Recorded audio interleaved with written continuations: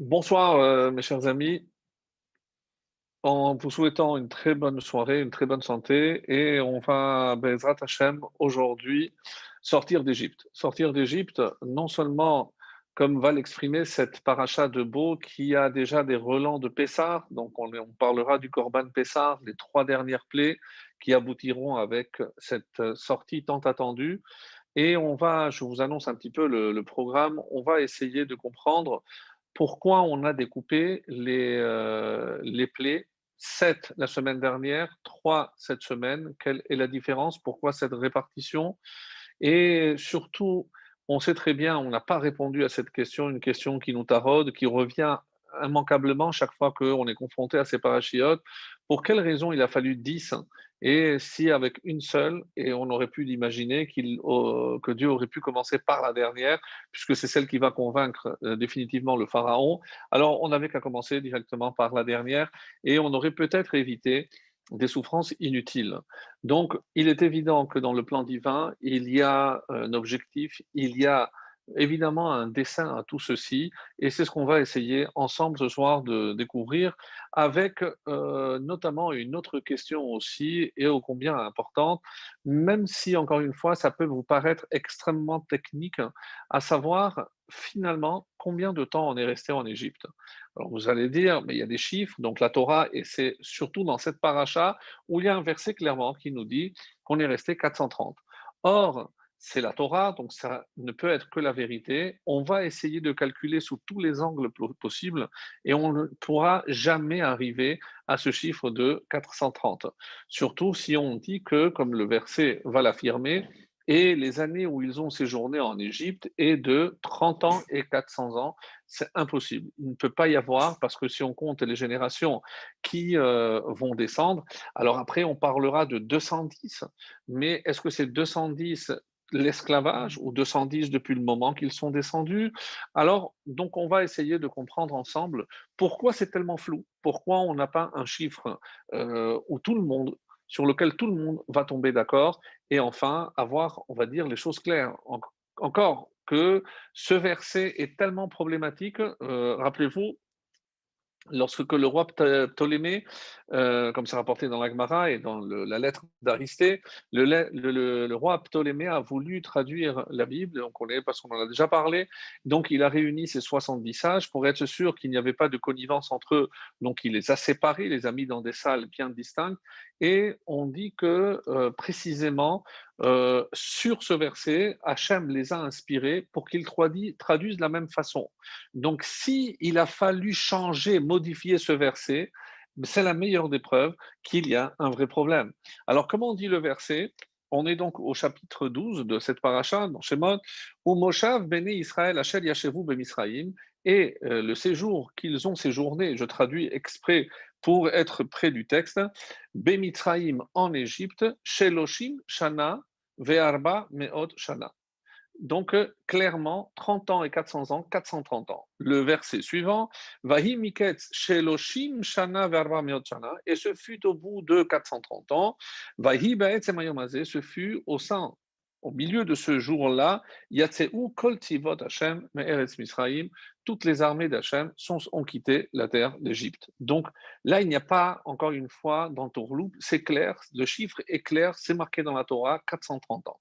Alors, comme ça posait un problème, parce que en aucun cas ils sont restés en Égypte 430 ans, donc quand ils ont traduit en grec, et c'est comme ça que certainement dans la version en grec de la Septante, ça doit figurer, puisque le Talmud dit que ça fait partie des modifications qu'ils ont eues par roi HaKodesh. Qu'est-ce qui a marqué? Ou Moshav ben Israël asher yashevu bemitzrayim ou be'artzot acherot. Donc, oui, le séjour qu'ils ont séjourné en Égypte et dans les autres terres est de 430. Et là, comme ça, donc, on passe sous silence le fait qu'en Égypte, tout seul, c'est impossible qu'ils soient restés 430 ans.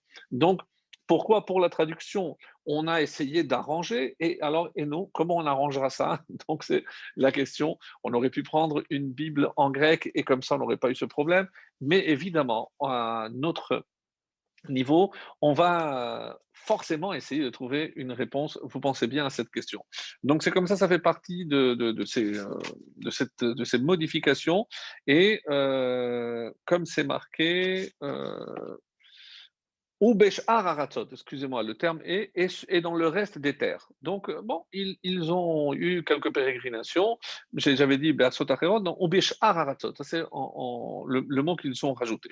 Voilà, donc maintenant on va revenir sur cette fameuse sortie et on va aussi comprendre un texte du prophète Eresquiel qui est d'ailleurs cité dans la Haggadah, puisqu'il fait partie de cette cérémonie, de cette soirée du Seder, et on fait allusion à ces paroles du prophète Ezekiel, qui, je vais vous lire tout à l'heure, donc évidemment dans le texte, qui fait allusion au fait que nous n'avions pas de mérite pour que Dieu intervienne pour nous faire sortir d'Égypte.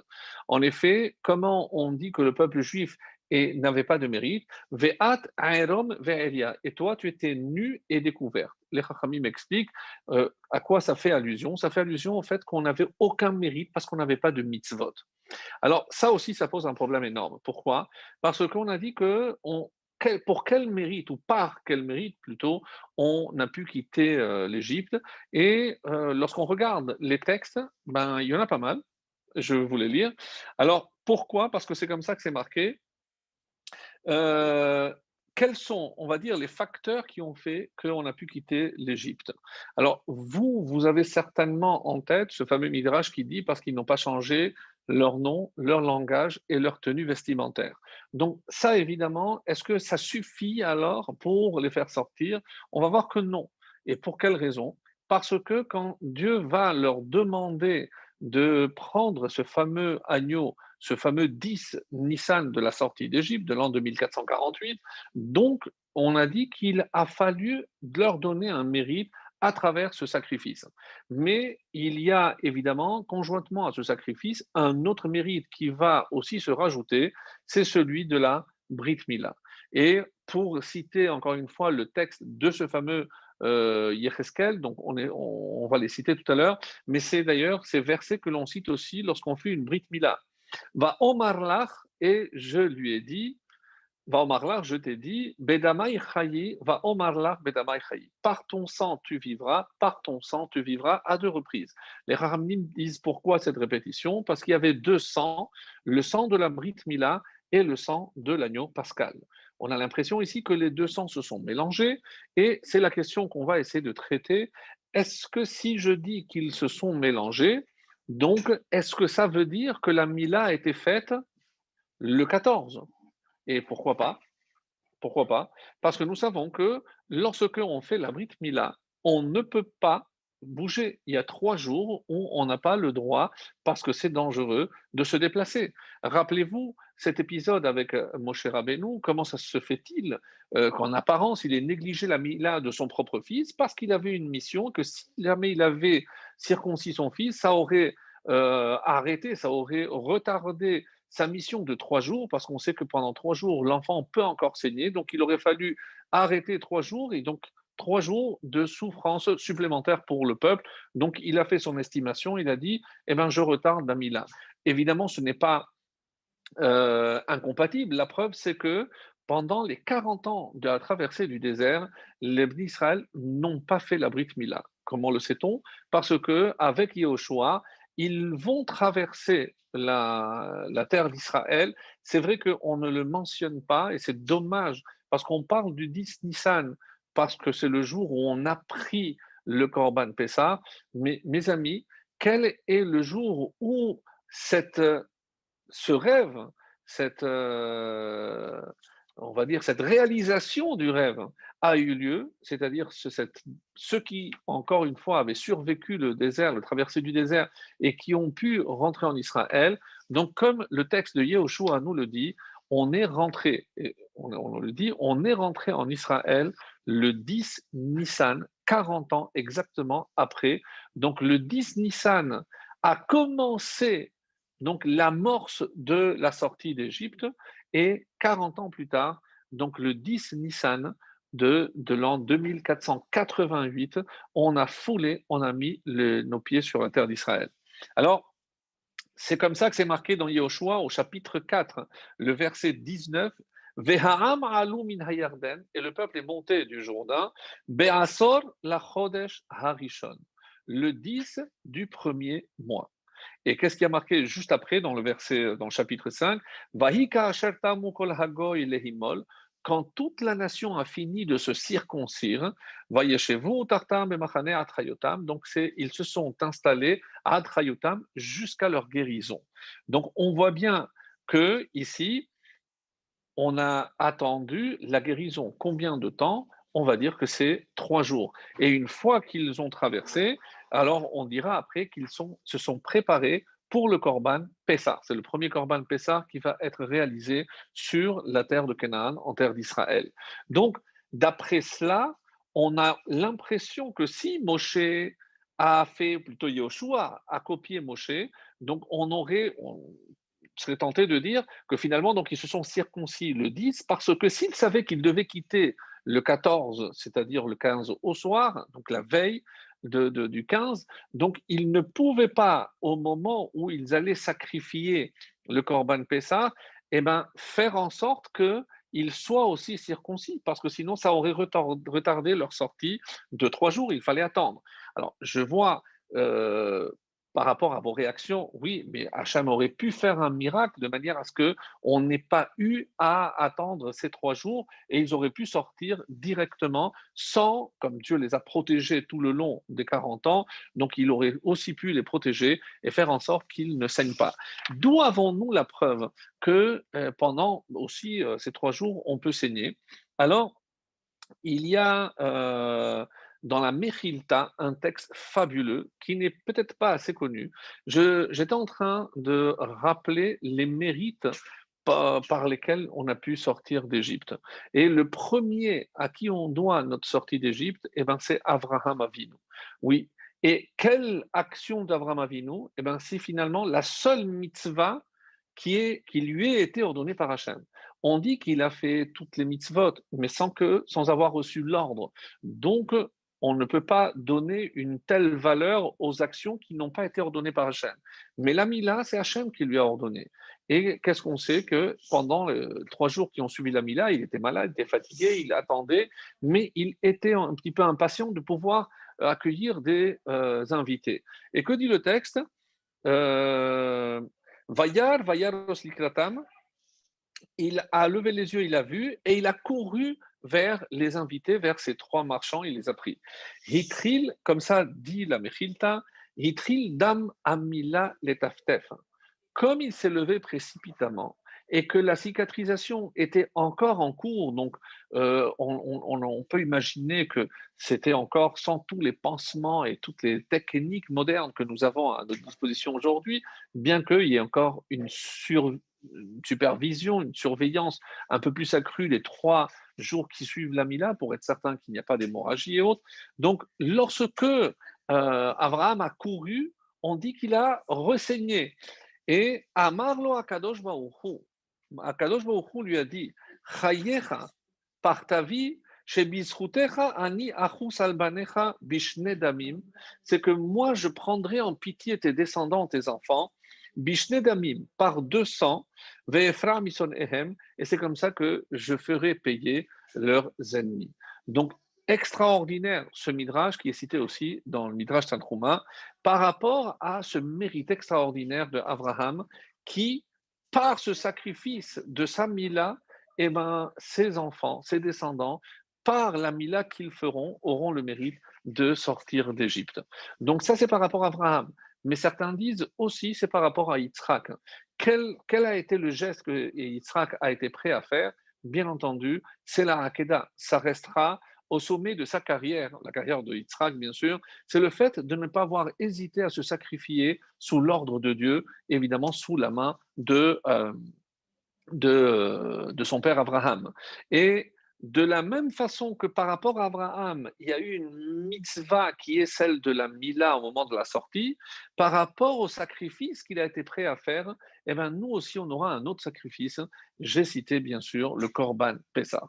C'est grâce au mérite de Yitzhak, nous avons eu ce sacrifice de l'agneau pascal et c'est grâce à ces mérites conjoints qu'on pourra donc mériter de quitter la terre d'Égypte.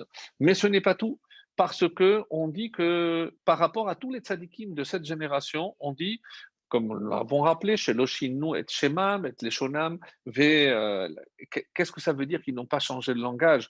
Attention, n'allez surtout pas croire que c'est parce qu'ils parlaient l'ivrite.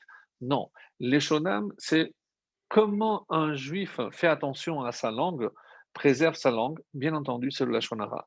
Donc, n'allez surtout pas imaginer que c'est parce qu'on parlait l'ivrite. Non, ils ont préservé, c'était au niveau du Lashon Hara.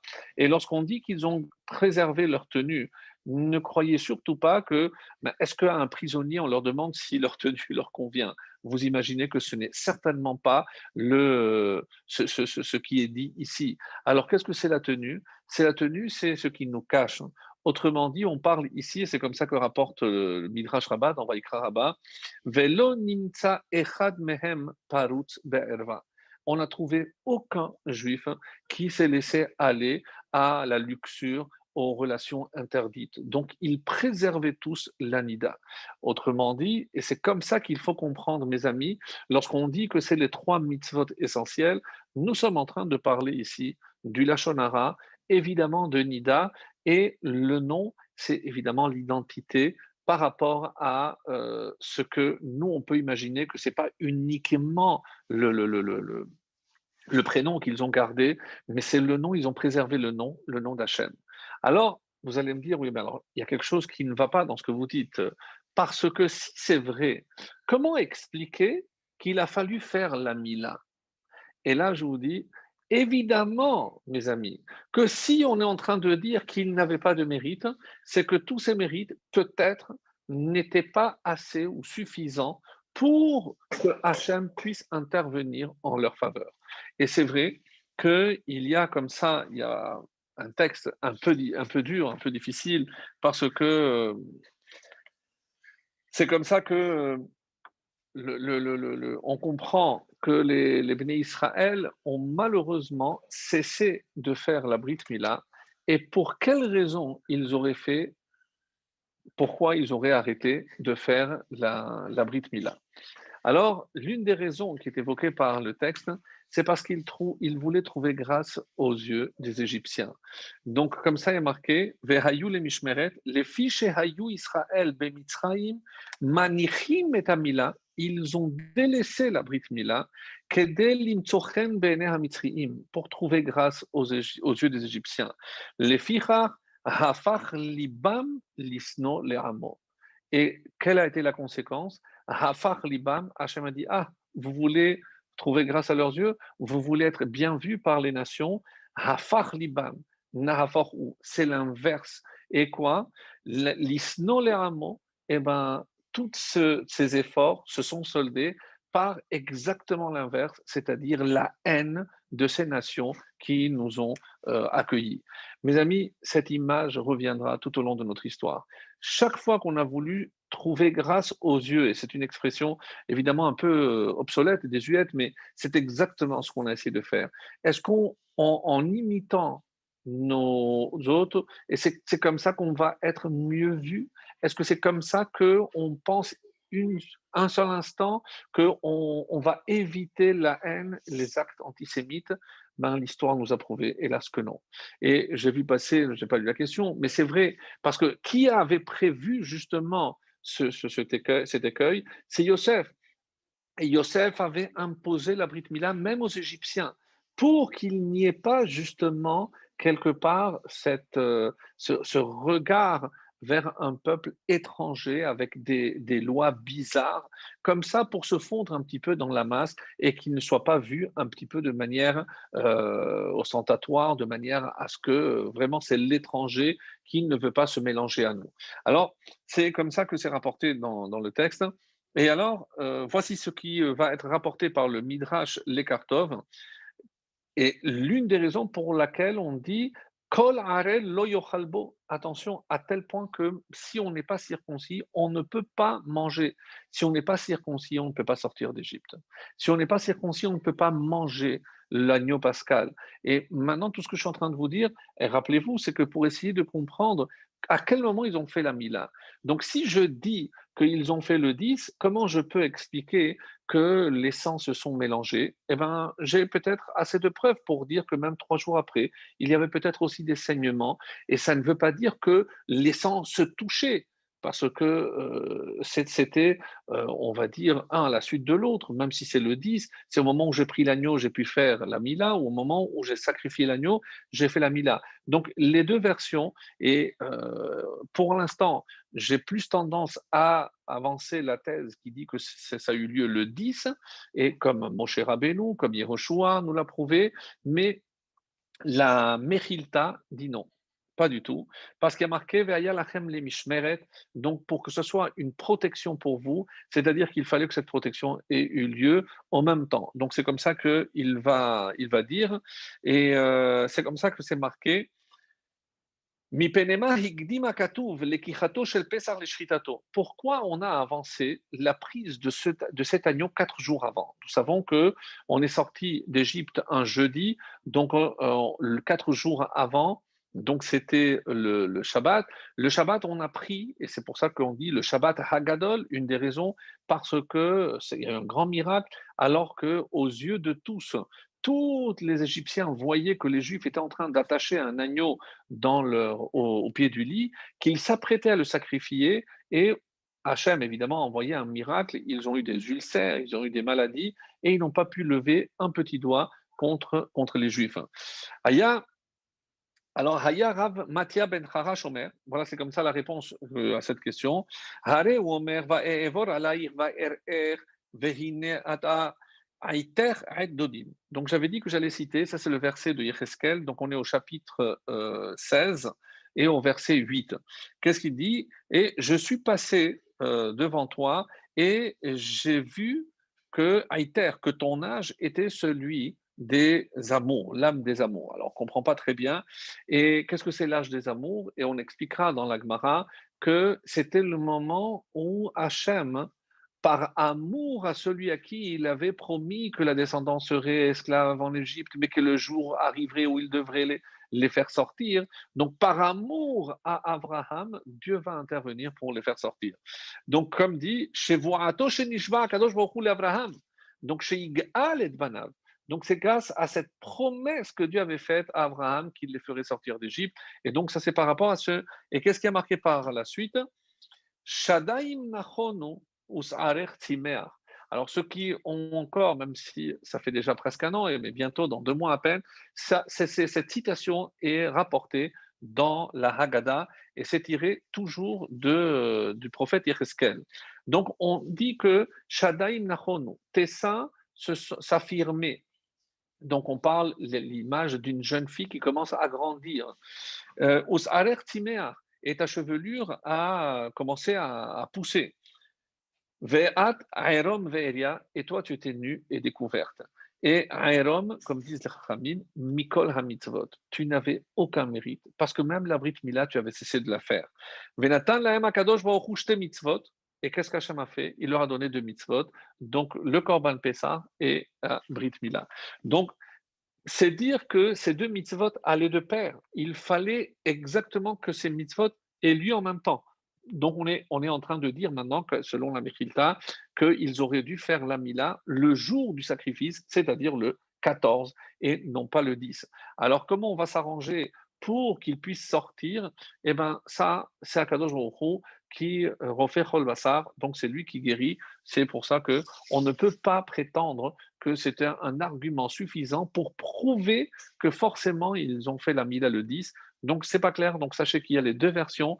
Moi, c'était simplement pour vous apporter ce détail. Une chose est certaine, c'est qu'il fallait les deux. Et au-delà de cela, il faut comprendre maintenant que représente justement la, la mitzvah du Korban Pessah. Donc, j'ai trouvé un texte magnifique du Rav Scherer dans le Orgue d'Alia qu'on va essayer dans la demi-heure qui suit, donc essayer de développer et qui va apporter une réponse extraordinaire et un complément à tout ce que nous sommes en train de dire pour essayer d'approfondir et de comprendre qu'est-ce qui se cache derrière cette mitzvah du Korban Pessah. Donc n'oublions pas que pour les Égyptiens, c'était considéré comme une divinité. Est-ce que vous savez comment il devait être mangé ce Korban Pessah? Le Korban Pessah devait être mangé Tseli Esh. Tseli Esh, ça veut dire qu'il fallait qu'il soit entièrement brûlé. Mais Tseli, je le sais, pourquoi Esh? Parce que, et ça fait partie, lorsqu'on regarde le Rambam, par exemple, je ne vais pas vous le lire, mais et il était interdit de briser les os, il fallait même pas mettre une broche pour le griller, il fallait pas le toucher, il fallait le laisser en entier, il fallait pas le mettre dans une casserole. Tout ça pourquoi? Donc, qu'est-ce qui se cache derrière toutes ces halakhot qui, on ne comprend pas pourquoi il y a une telle sévérité dans le mode de fonctionnement, parce qu'on n'a jamais vu ça dans aucun autre korban. Il fallait que les Égyptiens sentent, donc déjà, c'est par rapport à l'odeur. Donc, parce qu'il fallait un courage incommensurable pour se dire qu'au bout de 210, et on va arriver, je ne suis pas encore penché sur cette question pour voir un petit peu ce qu'on peut en tirer, mais au bout de 210 ans de séjour, esclavage ou pas, on verra, mais évidemment qu'on avait fini de la même façon qu'on a été prêt à supprimer la Brit Mila. Alors, je ne l'ai pas trouvé écrit, mais je l'avais entendu une fois. Pourquoi ils ont fait la Brit Mila? J'ai apporté une raison, c'est parce qu'ils voulaient trouver grâce à leurs yeux. Mais il y en a qui disent non. Vous savez pourquoi? Parce qu'ils étaient tellement convaincus qu'ils devaient sortir d'un jour à l'autre que eh ben, ils attendaient impatiemment qu'on vienne leur dire c'est le moment de sortir. Donc c'est pour ça, et où j'ai la preuve, c'est les 40 ans dans le désert. Comme je ne pouvais pas savoir à quel moment Hachem allait me demander de me déplacer dans le désert, donc je ne pouvais pas pratiquer la Mila. Mais une fois qu'on s'est posé, le 10 Nissan, c'est là où Yehoshua a fait circoncire tout le peuple avant de continuer. Et surtout, rappelez-vous, parce que sinon je ne pouvais pas manger le Korban Pessah. Et c'est la raison pour laquelle donc les deux resteront liés d'une manière, on va dire, inextricable. Donc, par rapport donc à cette notion donc de Avodah Zarah, ne croyez pas que c'était une action très simple de la part des Hébreux. Nous sommes, comme vous le savez, influencés par le mode de pensée des Égyptiens. Alors, on a pu préserver ce qu'on a pu préserver, mais regardez autour de nous aujourd'hui. Au bout de 2000 ans, même si eux on parle de 200, nous on parle 10 fois plus. 10 fois plus, 2000 ans d'exil, de pérégrination, être ballotté d'un pays à l'autre, expulsion, poursuite, extermination, persécution, tout ce que vous voulez. Donc, évidemment que ça a laissé des séquelles. Évidemment que même lorsque l'on va venir en Israël, on va peut-être amener une petite part de notre Égypte en nous. D'ailleurs, dans la Chassidoute, on dit pourquoi il y a besoin de Mashiach ben Yosef et Mashiach ben David. Une réponse très intéressante. Mashiach ben Yosef, c'est pour nous faire sortir de l'exil. Donc, techniquement, on va dire. Mais Mashiach ben David, c'est pour faire sortir l'exil du juif. Rappelez-vous cette phrase que je dis souvent, il est plus facile de faire sortir le juif de l'exil que l'exil du juif. Parce que c'est évidemment au niveau de la pensée. Mitzrayim, encore une fois, ce n'est certainement pas un lieu géographique.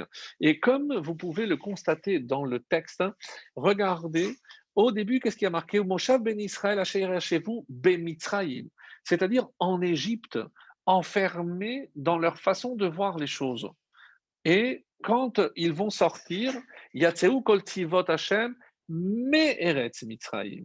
Donc la sortie, c'est de la terre d'Égypte, mais le séjour, alors j'ai trouvé une comparaison très intéressante. C'est là, allez, imaginons que quelqu'un est malade et on lui dit, écoutez, monsieur, vous devez subir une opération extrêmement dangereuse, à cœur ouvert, très grave, et, mais malheureusement, donc, il faut la préparation. L'opération aura lieu dans un mois. Et après, il y aura pratiquement un mois de convalescence. Donc, à partir de quand commence à s'angoisser ce bonhomme? Évidemment pas le jour de l'opération, évidemment pas le mois qui va suivre, mais dès l'annonce, hein, on considère qu'il commence déjà à s'angoisser. Alors, on peut imaginer, et c'est comme ça, la seule façon de répondre à cette date de 430 ans, c'est par rapport à Brit ben Habetarim. Donc, et ça rentre très bien. Au Moshe Bene Israël, chez vous, Ben Israël. Combien de temps ils sont passés avec cette préoccupation, cette angoisse qu'il fallait être asservi dans un pays étranger? Eh bien, dès que l'annonce a été faite à Abraham, donc, combien de temps entre le moment où ça a été, alors certains disent non, c'est la naissance de Yitzhak, etc. Mais 430, si je prends Brib Ben Abetarim jusqu'au moment de la sortie, il y a exactement 430 années. Donc, ça, c'est la meilleure façon d'expliquer. Ah, mais combien de temps véritablement ils sont restés en Égypte? Alors, sachez que le calcul est simple. Pourquoi? Et il y a un Rashi qui dit, par rapport aux années de vie de Lévi. Lévi, qui est le troisième Reuven, Shimon, Lévi, mais c'est celui qui a vécu le plus longtemps. En effet, c'est marqué comme ça dans Shemot Vav, Tet Zayin, Ushne Chaye Lévi, Sheva Ushloshim ou Machana, 137 ans.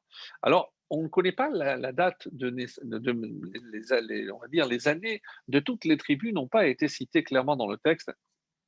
Mais Rachid nous dit, Lamanimnu shenotav shel Lévi, pourquoi le texte prend-il la peine de nous donner la date exacte, le nombre d'années de Lévi? Écoutez bien, des Lokishar Shvatim, chose qu'on n'a pas vue pour les autres tribus, Lehodia kama yeme asherboud, pour que tu saches combien de temps on a été en esclavage.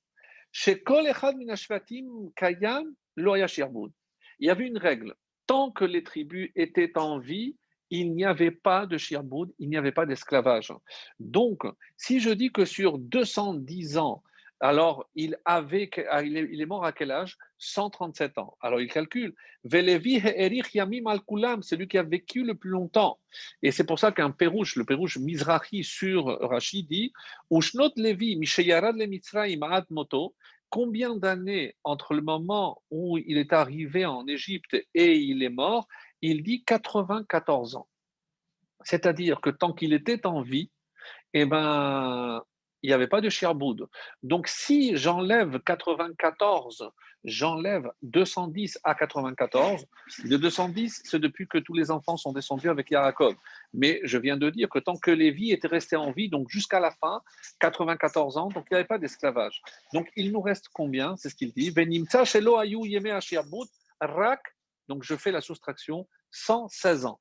Alors, écoutez, mes amis, on est passé de 430, on est passé à 210, et là, on est arrivé à 116. Donc, apparemment, il n'y aurait eu que 116 années d'esclavage. Mais même comme ça, écoutez bien, dans Shemot Rabbah, on nous dit, et c'est très intéressant, Gezerah Rishona chez Gazar Paro. Quel a été le premier décret du pharaon? Quand est-ce qu'il a été décrété? Chez Nehemar, Vaimareru et Chayem, c'est au moment où ils ont commencé à rendre amère la vie des Hébreux. Et de Lohakadosh Goel. Dès que le pharaon a commencé avec ses décrets d'endurcissement, Dieu a tout de suite envoyé la contrepartie. Et le Goël, c'est pas Moshe, c'est celle qui permettra la naissance de Moshe, qui s'appelait, parce que c'était par rapport à la mériroute, à l'amertume, Myriam Al-Shem Hamirou. Donc, et Myriam, elle avait quel âge lorsqu'elle a quitté l'Égypte, mes amis? 86, 6 années de plus que Moshe. Donc, si je dis que 86, ce sont les années de Mériroute, c'est là où a commencé véritablement l'endurcissement, le véritable esclavage. Donc, on est passé de 430, on a voulu faire après 210, on a réduit à 116, et même 116, ce n'est pas ça, c'est on arrive à 86. Alors, vous allez me dire, oui, mais alors je ne comprends pas. Quelque part, bien sûr, et tu vas voir que c'est plus que cela. 86, et j'ai trouvé un commentaire magnifique, et il n'est pas très connu parce que il s'appelle Rabbi Abraham Chaim Shor, il a écrit un commentaire sur le Talmud qui s'appelle Torah Chaim. Donc, on ne connaît pas sa date de naissance, mais sa date de décès, c'est en 1632. C'est parmi les Ashkénazes. Il a exercé en Galicie, dans la ville de Belz. Et d'une grande lignée, on dit que son père, Rabbi Naftali Tzvi, était l'élève du Rama et, euh, et son père était le Rav du Bar. Bar, c'est le commentaire du Shulchan Aruch. Donc, une famille vraiment de génie, on va dire. Et dans un commentaire sur la Gemara, il apporte cette perle précieuse extraordinaire. D'abord, la question pourquoi on boit 4 coupes de vin le Shabbat, l'aile de Seder? Parce que, comme vous le savez, il y a les 4 léchonotes. 4 léchonotes, les 4 langages, les 4 verbes utilisés qu'on a vu déjà la semaine dernière. Vehotzeti, veitzalti, vegaalti, velakarti. Il y a 4 verbes. Je ferai sortir, je délivrerai, je sauverai et je prendrai. Donc, parce qu'il y a 4 langages de délivrance, donc on a fait 4 coupes. Mais la question reste, d'accord pour 4, mais pourquoi le vin? Pourquoi on ne dit pas, eh bien, on va prendre 4 fois kazaït de matzah? Puisque la mitzvah se mangeait de la matzah, ça aurait été peut-être plus logique. Le vin, on ne le voit pas clairement dans la Torah, ce n'est pas une obligation. C'est les Chachamim, mais ils ont fait les 4 langages avec le vin. Mais pourquoi? Alors, écoutez bien, parce que on dit arba kosot. Kosot, c'est le pluriel. Kos, c'est donc une coupe, un verre. Kos, la valeur numérique du mot kos, c'est 86. Oui, donc 20, 60 et 6, 86. C'est aussi, d'ailleurs, une fois qu'on a fixé le révi'it, qu'à 86 centilitres. Donc c'est la mesure du révi'it. Mais ce qui est extraordinaire, c'est que si je prends 430, c'est un multiple de 86. Combien? Exactement 5 fois. Donc 5 fois 86, c'est 430. C'est ce qu'on aurait dû subir comme esclavage. Hachem a réduit ces 5 fois 86 à combien? À une fois. Parce que, comme je viens de le montrer par rapport à la vie de Myriam, on n'a fait finalement que 86 ans d'esclavage. Ça veut dire une fois le mot kos. Et on aurait dû avoir 5 fois le mot kos.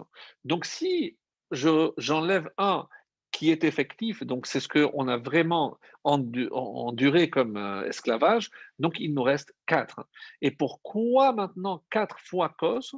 Parce que c'est ce qu'on aurait dû encore subir comme esclavage, et on vient remercier Hachem de nous avoir réduit 4 fois Kos pour nous laisser qu'une seule fois.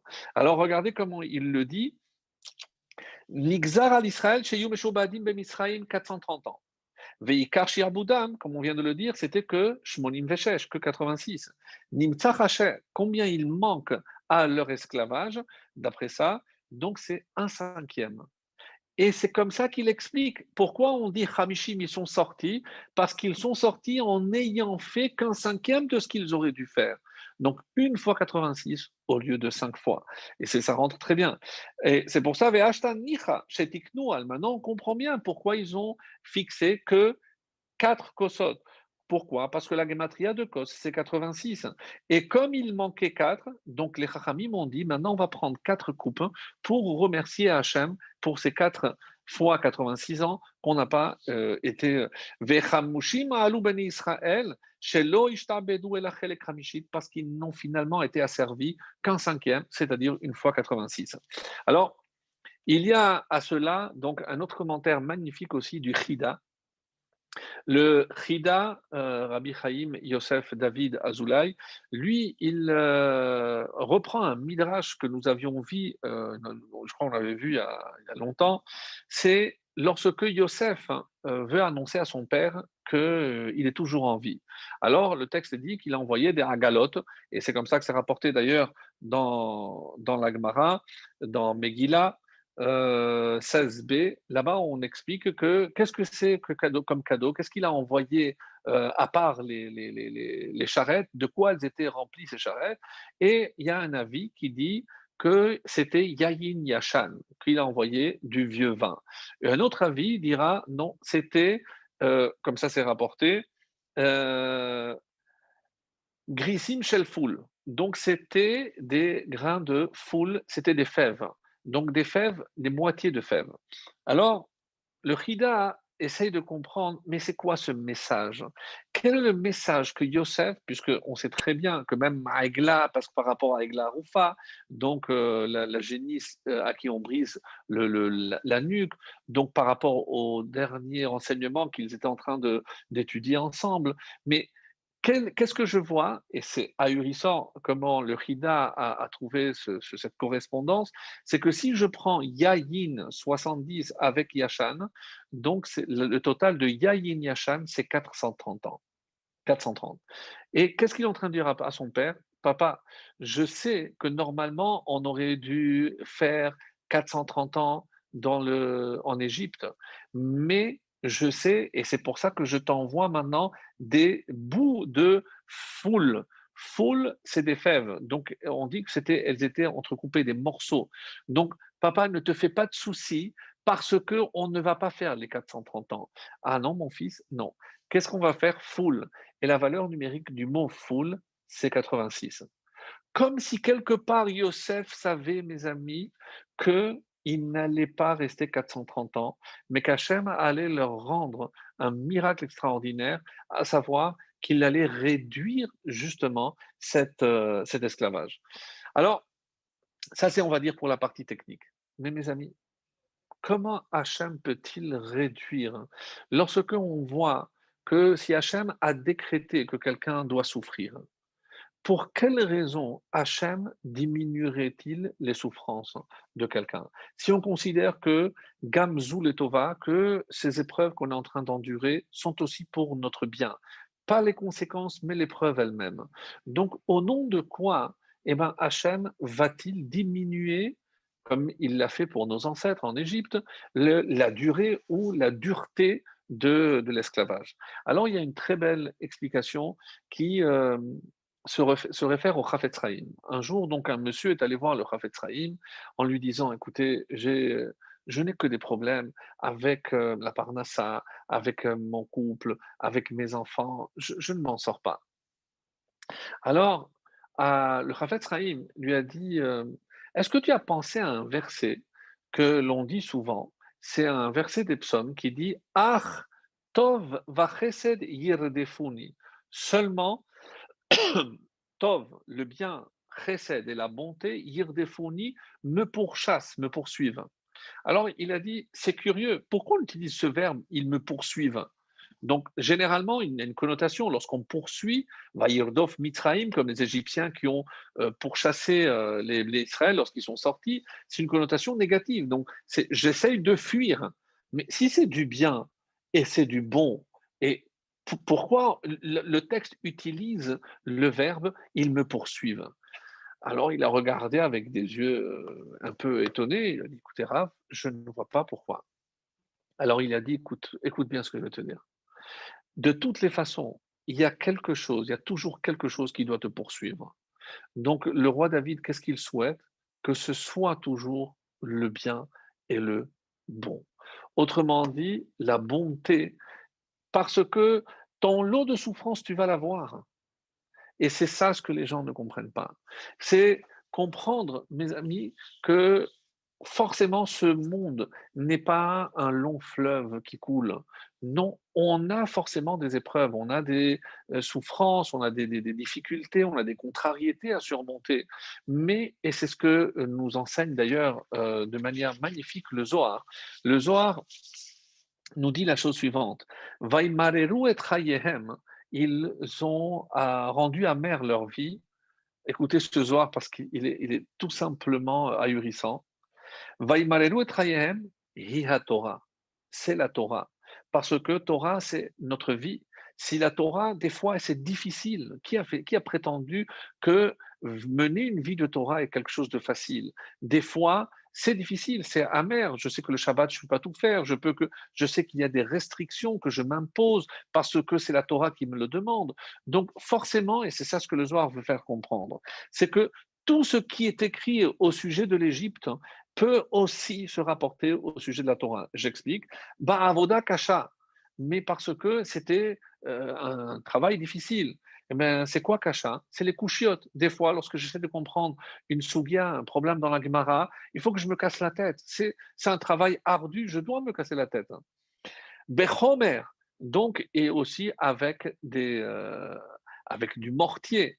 Chomer, c'est kal va chomer. C'est les raisonnements a fortiori, parce qu'il faut aussi se casser la tête pour les comprendre. Ou bilvenim, et avec des briques. Qu'est-ce que c'est l'événim? C'est de la vanne, c'est blanchir. C'est liboun alacha, c'est l'éclaircissement de l'alacha. Pourquoi j'étudie? Finalement, pour savoir comment je dois agir au mieux devant Akadosh Baruch Hu. Ou bechol avoda basade. Il y a aussi ce que je dois faire au sadé. Sadé, ce qui est à l'extérieur. Ne pas m'occuper uniquement de ce qui est écrit, les Mishnayot, mais il y a aussi les textes qui sont restés à l'extérieur, dit le Zohar, Zoha Braïta. C'est les Braïtot, c'est les Mishnayot qui sont à l'extérieur. Et chez En Beyadenu Alacha Broura qui a Kol Bemachloket Shenouya, parce que rien n'est clair. On voit bien que la Torah orale, contrairement à la Torah écrite où tout est figé, la Torah orale, c'est que des discussions, que des commentaires, que des contradictions, etc. Halal ou marchirim, ceux-là ils disent que c'est permis, ceux-là ils disent que c'est interdit, on apporte les preuves, etc. Alors qu'est-ce que le Zohar veut nous faire dire par là? Et c'est le rabbi qui expliquera de manière magistrale dans l'Écoute Sichot, et il dit que en Égypte, c'est-à-dire quand on a choisi ses limites, finalement ces contraintes, c'est à nous de faire ce choix. Des contraintes et des limites, on les aura. Alors, soit je les ai dans la Torah, soit je les aurai dans d'autres domaines. Donc, qu'est-ce qui a fait que finalement on a écourté par le mérite, par tout ce que l'on va faire au nom de la Torah? Et c'est comme ça que on comprend, mes amis, que comment je dois voir le monde. Parce que des fois, et c'est ce qui se passe hélas trop souvent, c'est ce que on n'a pas nous fait oublier ce qu'on a. Et c'est ça finalement, qu'est-ce que c'est être enfermé en Égypte?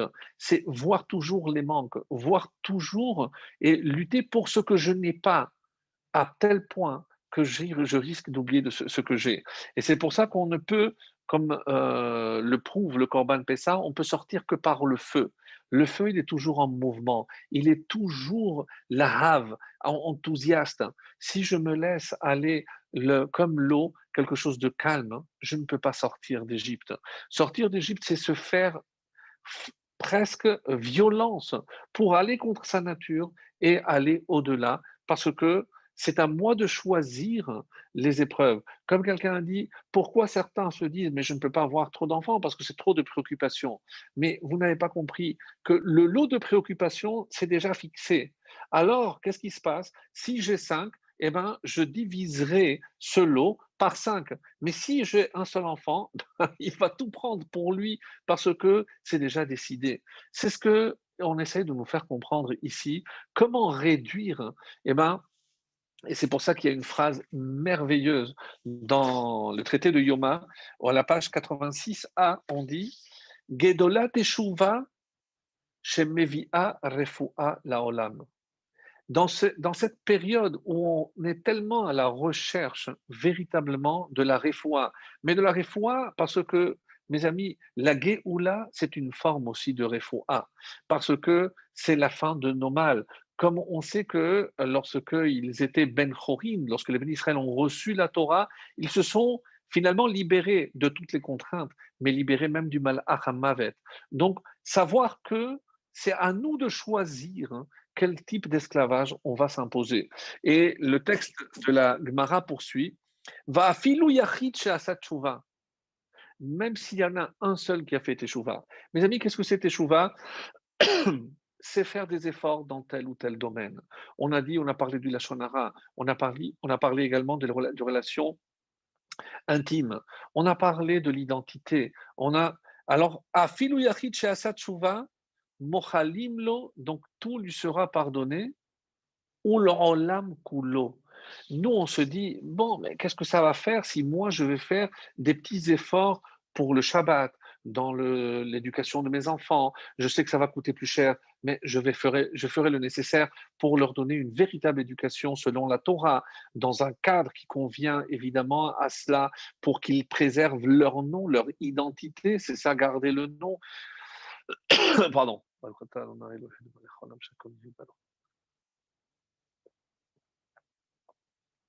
Donc c'est comme ça qu'il faut comprendre que sortir d'Égypte, c'est être capable de se libérer de ce joug.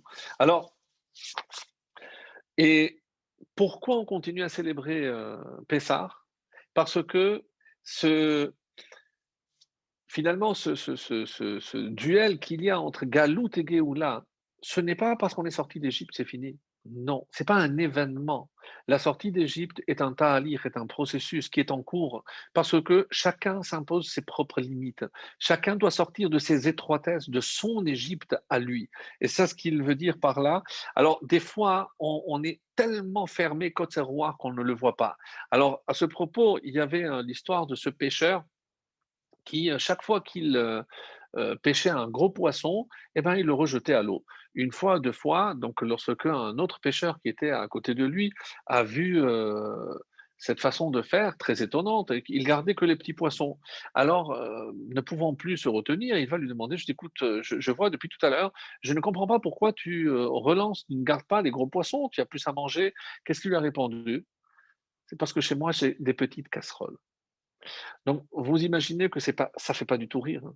C'est, on essaye, finalement, on reste dans ces limites et on ne prend que ce qui rentre dans ces limites-là. Mais on est un petit peu comme ce pêcheur.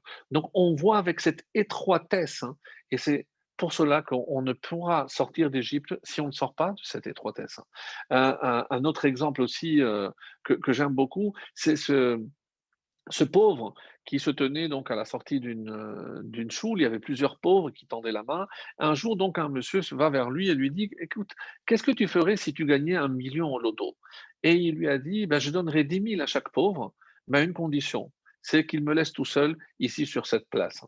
Donc, vous comprenez Kotzer Ruach, c'est-à-dire qu'on garde cette étroitesse d'esprit qui nous empêche de voir véritablement l'horizon, le potentiel qui se cache en nous. Et comment Hachem s'y est pris pour que le peuple juif, lui aussi, puisse récupérer ce potentiel. Alors, on entre dans la dernière partie de notre cours. Et je vous avais promis de faire justement un petit point sur les 3 dernières plaies. C'est vrai que on n'a pas parlé des 7 premières, mais on va faire une étude, donc un peu globale dans les 10-15 minutes qui nous restent, hein, et pour essayer de comprendre, hein, qu'est-ce qui se cache derrière les plaies. Donc comme le texte le dit à plusieurs reprises, les man shiti ototai ou mofetai, c'est afin de pouvoir placer. Pourquoi? Parce que qu'est-ce qu'il avait dit le pharaon, rappelez-vous? Mi Hachem, Hachem Eshma Bekolo. Qui est Hachem pour que j'écoute sa voix? Alors, donc maintenant, il faut qu'il comprenne qui est Hachem. Le but de ces plaies n'était que pour lui faire comprendre, lui et à tous ses sujets, à tous les Égyptiens, qui était véritablement le maître du monde. Et une petite introduction s'impose. Parce que vous savez que on compare souvent les 10 plaies aux 10 paroles de la création. Donc c'est pour ça que j'aimerais revenir un petit peu en arrière sur les 10 paroles de la création. Qu'est-ce que dans le Pirkei Avot, Be'asara ma'amarot nivra olam, le monde a été créé par 10 paroles. Et si vous comptez bien, chaque fois qu'il y a marqué Vayomer Elohim, Dieu a dit, il y a 9 fois. Et c'est pour ça que les Rachamim m'expliquent que le premier Ma'amar, la première parole, pour ainsi dire, c'est Bereshit bara Elohim et Hashem et Haaretz. Donc, il y a déjà une création potentielle, puisque le ciel et la terre n'apparaîtront que bien plus tard, comme vous le savez, mais tout existait dans le potentiel. Non pas encore dans la réalité, mais potentiellement. Et c'est ce que nous, on appelle Shamaim Va'aretz, c'est évidemment tout ce qui relève du haut et tout ce qui relève du bas. Pas simplement le ciel et la terre tels que nous on les connaît aujourd'hui, c'est le principe d'en haut et le principe de bas, matière et esprit, et masculin, féminin, mashpia, mekabel, celui qui influence, celui qui est le receveur. Donc il y a plusieurs façons d'expliquer le ciel et la terre. Mais revenons à cette explication intéressante qui nous dit que Dieu aurait pu créer le monde par une seule parole. Mais évidemment que Dieu aurait pu créer le monde par une seule parole. Mais quelle aurait été la parole alors avec laquelle Dieu aurait pu tout créer? Je viens de l'expliquer. C'est par la parole de Bereshit. Parce que si je considère que dans Bereshit, il y a déjà tout, que dans Bereshit, il y a toute la création potentielle, donc avec Bereshit, eh ben, ça aurait suffi. Mais pourquoi ce n'est pas ainsi? La réponse étonnante du Pirkei Avot de la Mishnah, c'est pour donner du mérite au tzaddik et pour sanctionner le rachat. On a du mal à comprendre véritablement la réponse que proposent ici nos sages, et c'est pour ça que je vais essayer d'approfondir un peu plus en expliquant de la manière suivante. Qu'est-ce qui se passe? Pourquoi il a fallu 10? Alors, on rentre un petit peu dans la chassidoute, bien entendu. Donc, on va essayer de comprendre qu'est-ce qui se cache dans cette première parole. Dans cette première parole, on voit Hachem dans toute sa splendeur. Et alors, quel est le problème? Eh ben, le problème, mes amis, c'est que personne ne peut faire le mal et on n'a aucun mérite si on avait fait le bien. Pourquoi? Parce que la lumière aurait été tellement intense, la présence divine aurait tout éclipsé. Dans cette parole de Bereshit, où il n'y a que Hachem, hein, il n'y a pratiquement pas de place, pas pour l'homme, mais pour le libre arbitre de l'homme. Donc, qu'est-ce qu'on va faire à travers toutes les différentes paroles de la création? Oui, on n'a jamais présenté ça comme ça, mais c'est très très beau lorsqu'on regarde les textes, les Sfarim Akdoshim, dans le Zohar et d'autres, on dit que comme la lumière était tellement intense, donc on va garder, on va tzimtzum, on va réduire cette lumière. C'est le deuxième jour. Qu'est-ce qui a marqué? Yehi Or. Donc c'est déjà une lumière qui est maîtrisable. D'ailleurs, on expliquera que cette lumière est cachée dans la Torah. Oraïta, la Torah, c'est-à-dire cette lumière pour les tzadikim qui veulent faire la volonté d'Akadosh Baruch Hu. Donc, du coup, ce qui était la présence divine, maintenant, non seulement elle est réduite, mais elle commence à être voilée. Et ainsi vont expliquer les Chachamim d'une manière magnifique, c'est que chaque fois qu'on descend d'un cran, il y a un voilement supplémentaire qui s'opère. Alors, si on arrive à la dernière création, mes amis, c'est l'homme. L'homme, c'est le voilement par excellence de Dieu. Et on le sait, parce que la lumière d'Hachem est à l'intérieur de l'homme. Donc, c'est vrai que lorsqu'on voit certains hommes, on a du mal à imaginer qu'ils renferment l'image divine. Et c'est vrai que c'est très, très difficile. Mais plus on descend, plus donc le voilement était important. Donc ça, c'est par rapport au processus de la création. Maintenant qu'on a assisté à ce voilement, ce qu'on appelle en hébreu le hester, donc comme si Hachem cherchait à cacher cette lumière. Donc, à un moment donné, lorsqu'il veut maintenant se révéler, se dévoiler pour justement enlever tous ces écrans qui empêchent l'homme de voir la grandeur de Dieu, donc si on est parti de la lumière la plus intense jusqu'au niveau le plus bas, qui est la création de l'homme le sixième jour, maintenant il faudra procéder de la manière inverse. Et comment s'appellent les touches successives pour dévoiler cette lumière divine? Vous l'avez trouvé, bien entendu, on parlera ici des Esser Makot. Mes amis, les 10 plaies d'Égypte n'avaient pour but que justement dévoiler pour atteindre son paroxysme, donc la dernière des plaies. Et si je fais une correspondance que vous êtes en train déjà de voir, à quoi va correspondre la dernière plaie, c'est-à-dire la dixième? La dixième va correspondre à Bereshit. Comme si quelque part, dans Bereshit, il y avait tout. Et nous, qu'est-ce qu'on dit? Mais Hachem aussi aurait pu envoyer une plaie, la dixième. Évidemment, ça, la correspondance est totale. Mais on va essayer de comprendre pourquoi il a fallu faire les 7 premières et quelle est la différence avec les 3 dernières. Les 3 dernières, alors,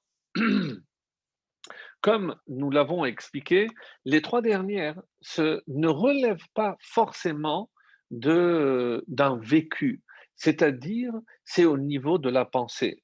Une fois qu'Hachem avait démontré qu'il maîtrisait tout ce qui était dans la nature, maintenant on va passer à un stade supérieur, c'est ce qu'on appelle les midotes du cœur et les midotes du cerveau. Qu'est-ce que c'est les midotes du cœur? Évidemment, c'est le chesed, la Gevura, Tif Eret, jusqu'à Malchut. Donc, c'est les 7 dernières séphirotes, qui sont ce qu'on appelle les midotes du cœur. Et qu'est-ce qu'on appelle les 3 séphirotes supérieures? c'est Chochma, Bina, Da'at, les initiales, bien sûr, Chabad. Ce sont ce qu'on appelle les midot du cerveau, de la pensée. Donc, nous ne sommes pas maintenant dans l'émotionnel, nous sommes dans la pensée. Parce que on va essayer de prouver dans cette correspondance, comme les livres vont le dire, donc par rapport à la différence entre Elohim et Yud Kevavke.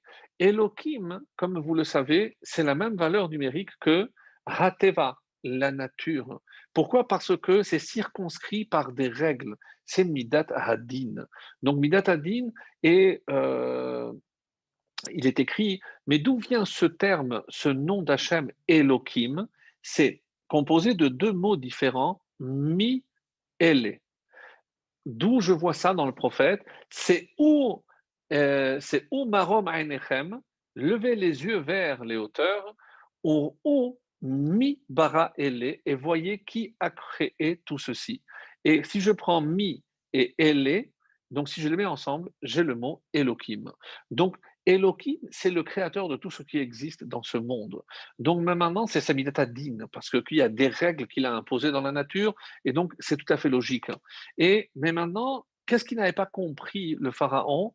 C'est Mi Hachem, Mi Yud Kevavke, donc le nom de la miséricorde, donc la transcendance. Ça, il n'avait pas compris. Et donc, il va falloir ces trois dernières plaies pour essayer de lui faire comprendre donc la correspondance et surtout par rapport à ce que Hachem voulait montrer non seulement aux Égyptiens, mais aussi au peuple juif.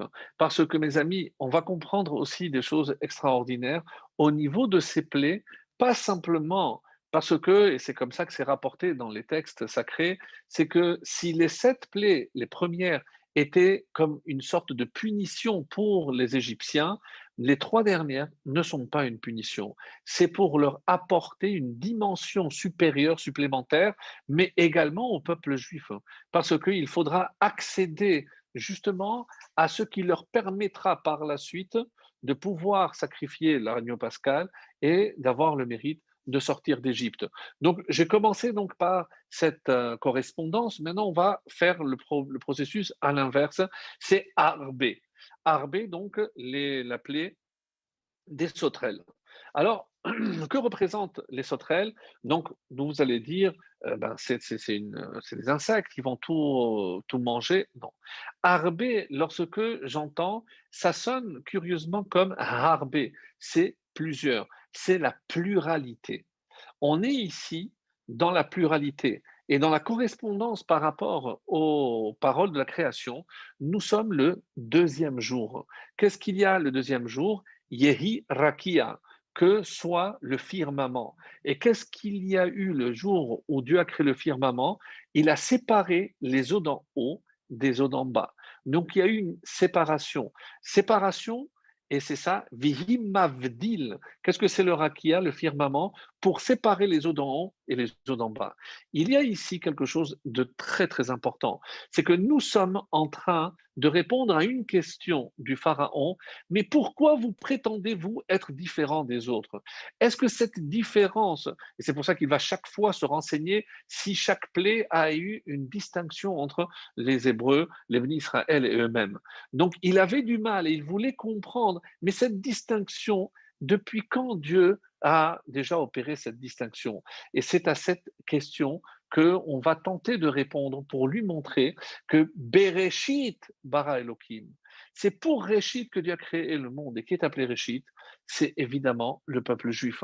Donc, si le peuple juif est Réchit, et cette prémisse, dès que Hachem va se montrer par rapport évidemment à Makat Bechorot, pourquoi c'est les premiers-nés qui vont en pâtir? Parce que les premiers-nés, c'est le réchit de ces nations-là. Donc, face à réchit, à la grandeur de Dieu, quand il a voulu faire comprendre que pour Réchit, le seul qui peut appeler Réchit, le seul peuple, c'est le peuple juif. Donc, mais encore une fois, pour revenir à Arbé, c'est ça le ribouille, c'est la distinction. Donc, qu'est-ce que c'est la pluralité? Dès qu'il y a deux, il ne faut surtout pas qu'ils soient pareil. Parce que si tous sont pareils, je ne parlerai pas de pluralité. Donc chaque être a été créé unique dans ce monde. Donc lorsque Dieu a opéré cette distinction dès le deuxième jour, et c'est comme ça que, comme vous le savez, chaque jour, on le dit jusqu'à aujourd'hui, il y a un psaume qui reprend l'essence même de la création du jour, notamment cette distinction, et c'est par rapport aux enfants de Korah. Donc, qu'est-ce qu'on remarque ici? C'est que Hachem a distingué. Et pourquoi? Les Ma'an Tedrou, afin que vous sachiez. Donc, la distinction ne peut s'opérer que si je suis capable de cette distinction. Et pour savoir et pour pouvoir distinguer, je dois avoir ce qu'on appelle en hébreu le da'at. Da'at, c'est cette connaissance. Mais attention, parce que da'at, c'est aussi une forme de hitrabrut, d'union. Nous savons, quand la Torah dit que l'homme a connu sa femme, c'est-à-dire qu'il s'est uni. Parce que, à travers cette connaissance, Dieu l'homme plutôt s'unit avec Akadosh Baruch Hu. Donc par cette connaissance, et vous savez que dans la Hamida, la première des bénédictions d'intermédiaire, c'est Atachonen le Adam Da'at. Dans le traité de Berachot, on discute où est-ce qu'on va inclure la Havdalah, puisqu'on rajoute un texte le samedi soir qu'on appelle la Havdalah, et certains ont dit qu'on va faire une bracha à part, d'autres dans Modim, mais on dit non. Puisque pour faire la Havdalah, pour pouvoir distinguer, il faut du Da'at, il faut cette connaissance, où est-ce qu'on a finalement introduite cette bracha? Eh bien, on l'a introduit dans Atachonen la dame Da'at, pour bien montrer que si je n'ai pas cette Da'at, je ne peux pas distinguer les choses. Et de quoi on parle justement dans cette bracha? La distinction entre or et rocher, la lumière et l'obscurité, Israël et Amim, entre Israël et les autres nations. Donc, mes amis, ces trois dernières plaies, c'est pour montrer la distinction, non seulement pour répondre au Pharaon, mais pour quelque part ancré en nous cette émouna, et on va franchir maintenant un autre cap, et on arrive à la neuvième plaie qui est celle de Rocher. Tout ceci peut être évidemment un très bon commentaire pour la nuit du Seder que vous réentendrez ou vous réécouterez, et vous aurez des commentaires assez intéressants. Donc le Makat Rocher, bien sûr, c'est l'obscurité. Face à quelle parole ça va se trouver? Yehi Or, que la lumière soit. Donc, qu'est-ce que cela veut dire? Ne pas imaginer que l'obscurité est simplement l'absence de lumière. Non.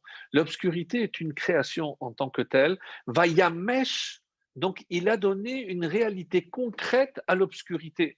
C'est-à-dire que, c'est pour ça que le Midrash dit qu'il ne pouvait pas bouger, c'était presque palpable. Donc, c'est une création. Mais, Ulchol Israël haya or b'moshevotam.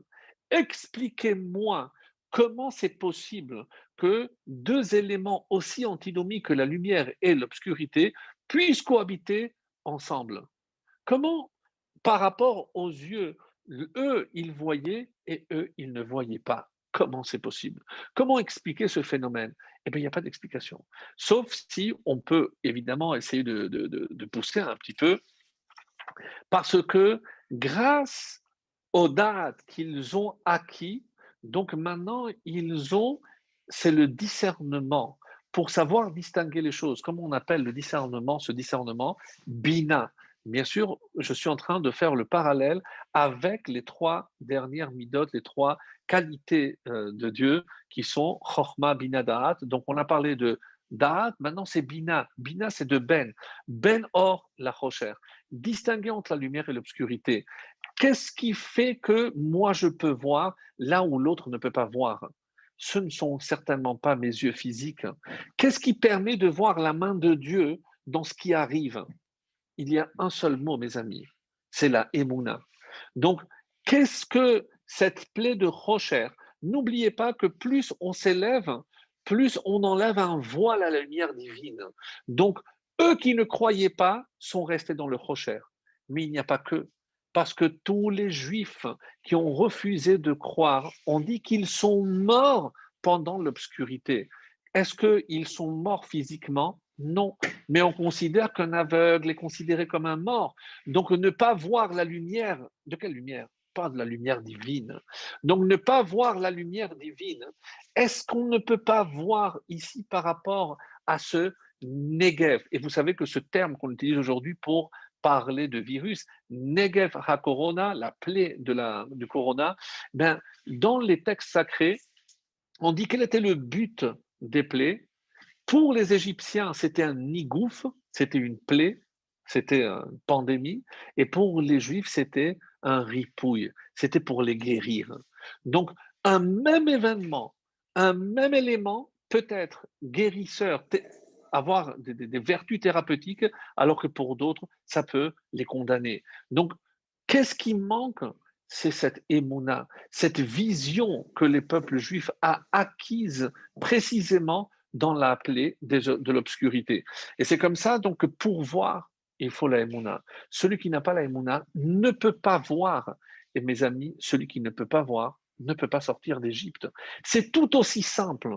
Et c'est pour ça que le parallèle avec les événements que nous sommes en train de vivre, véritablement, c'est aveuglant, c'est éblouissant de voir que finalement, on s'évertue à chercher la cause ou par rapport à qu'est-ce qui a été.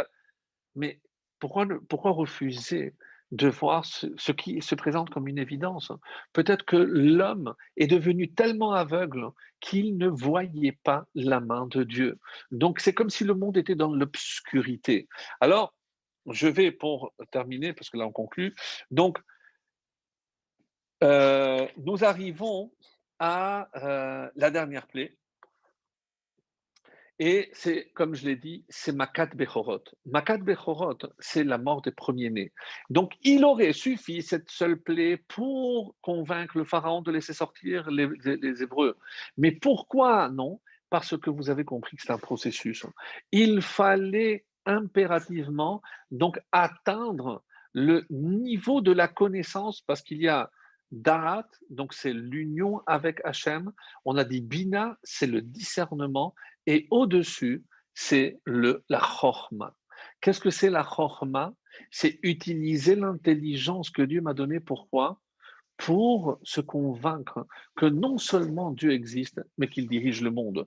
Et c'est comme ça que malheureusement, eux n'ont pas compris cette leçon.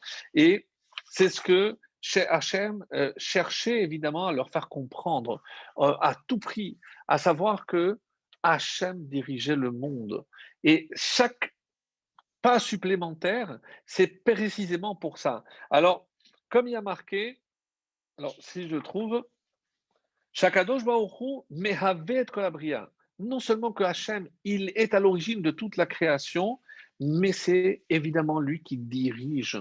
Donc les 7 premiers plaies, ils ont vu que Dieu contrôlait tout ce qui est dans la nature. Mais maintenant, c'est au-delà. Donc il fallait franchir au niveau de la pensée pour qu'ils comprennent qu'il y avait cette intelligence que Dieu a donnée à l'homme et qu'est-ce qu'il devait en faire. Alors, et on arrive à la fin, et c'est les 2 mitzvot que Dieu va donner.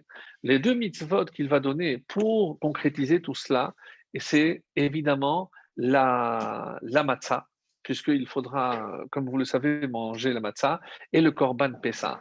Qu'est-ce qui caractérise ces deux? On dit que Pessah, c'est passer par-dessus. Et c'est comme ça que c'est marqué qu'il fallait impérativement s'éloigner de la Avodazara. Tant qu'on reste sous l'influence, on ne peut pas voir notre émouna est lacunaire, elle est défectueuse. Donc, quand Moshe demande au peuple, Dieu lui dit, va et demande-leur de prendre un agneau. Qu'est-ce que Moshe transmet comme ordre? Mishrou ou krou lachemtson. Tirez. Chachamim dit, c'est quoi ce mot Mishrou? Mishrou, tirez-vous. Tirez-vous, en français on dit, éloignez-vous de toute influence de la Avodazara. Parce que si vous n'êtes pas capable de vous défaire, c'est le premier pas vers la délivrance, c'est s'extirper de toute influence étrangère, de toutes sortes d'aliénations. Et c'est malheureusement ce qui nous manque. Et comme c'est rapporté dans Shir Hashirim, Moshcheni harecha narutza.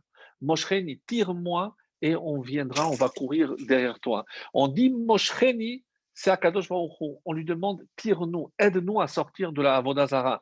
Shakadosh Baruch Hu nigla alehem. Et c'est là où Hachem se révèle. Et nous, qu'est-ce qu'on dit? Acharecha narutza. Nous, on va maintenant courir derrière toi, littéralement. Qu'est-ce que c'est? C'est nous, on va le faire avec Zerizout. Et on dit, Ushmartem et Amatzot, je conclurai avec ça, c'est-à-dire, vous devez observer les matzot. Les Chachamim disent non, ne lis pas matzot, mais mitzvot. Parce que nous savons que dans chaque mitzvah, il y a toutes les mitzvot. Et que représente la mitzvah de la matzah? On dit, vous savez très bien, sans rentrer dans rappeler tous les détails, mais il y a une question de zérizout, de zèle, parce qu'il y a un temps à ne pas dépasser. Donc je dois le faire avec zèle, je dois le faire avec enthousiasme, je dois le faire avec feu, et aussi, la matzah aussi, elle passe par le feu. Mais si je la laisse trop, elle brûle. Si je la laisse pas assez, elle n'est pas assez cuite. Donc, que représente le zèle? C'est comme toutes les mitzvot. Lorsque je suis nonchalant, lorsqu'il me manque cette hitlahavut, cette flamme, cet enthousiasme pour l'accomplissement des mitzvot, eh ben, je ne peux pas sortir d'Égypte. Et ça, c'est la règle, mes amis, avec laquelle je vais terminer. Pour sortir d'Égypte, il faut être comme le feu. Vous savez, le feu, à l'inverse de l'eau, l'eau va vers le bas, le feu va toujours vers le haut.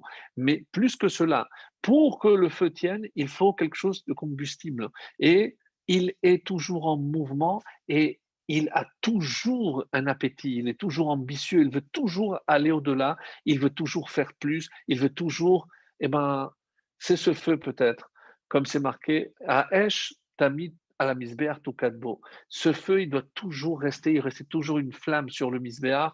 On dit ça, c'est la pointe de le feu qui doit rester à l'intérieur de chaque juif. Et à partir de là, donc raviver cette flamme, non seulement pour sortir d'Égypte, mais évidemment pour servir du mieux que l'on peut à Kadosh Baruch Hu. Si nous on fait preuve de cet élan, si nous on fait preuve de cet hitlahavut, de cet enthousiasme, ben, comme Hachem a sorti nos ancêtres d'Égypte, eh ben, je suis convaincu, mes amis, qu'il nous fera sortir de cette délivrance très très prochainement. Amen, Kenny Ratson.